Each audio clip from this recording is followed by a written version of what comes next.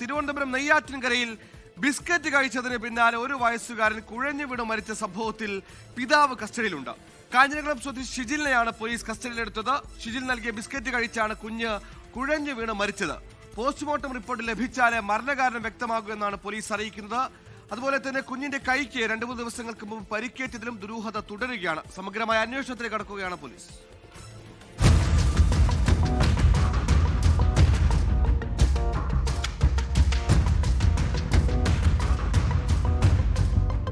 Biscuit കഴിച്ചതിന് പിന്നാലെ ഇക്കഴിഞ്ഞ വെള്ളിയാഴ്ച രാത്രിയാണ് 1 വയസ്സുകാരനായ ഇഹാൻ കുഴഞ്ഞു വീണു മരിച്ചത്.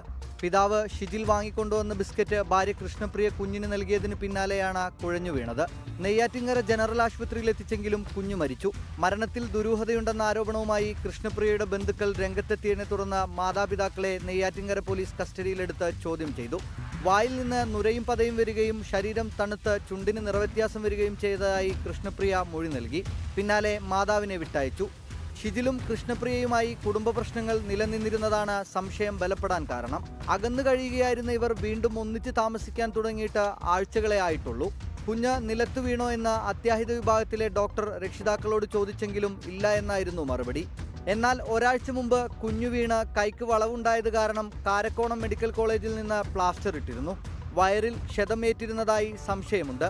പോസ്റ്റ്മോർട്ടം റിപ്പോർട്ടും ഫോറൻസിക് പരിശോധനാ ഫലം ലഭിച്ചാലേ മരണകാരണം വ്യക്തമാകൂ എന്ന് നെയ്യാറ്റിൻകര പോലീസ് വ്യക്തമാക്കി. 24 തിരുവനന്തപുരം. ലോകത്തെവിടെയായാലും ഏത് സമയത്തും 24 വാർത്തകളും ഓഗ്മെന്റഡ് റിയാലിറ്റി പാക്കേജുകളും എക്സ്പ്ലെയിനറുകളും വിശദമായി കാണാൻ ഞങ്ങളുടെ യൂട്യൂബ് ചാനൽ നിങ്ങൾക്ക് സബ്സ്ക്രൈബ് ചെയ്യാം.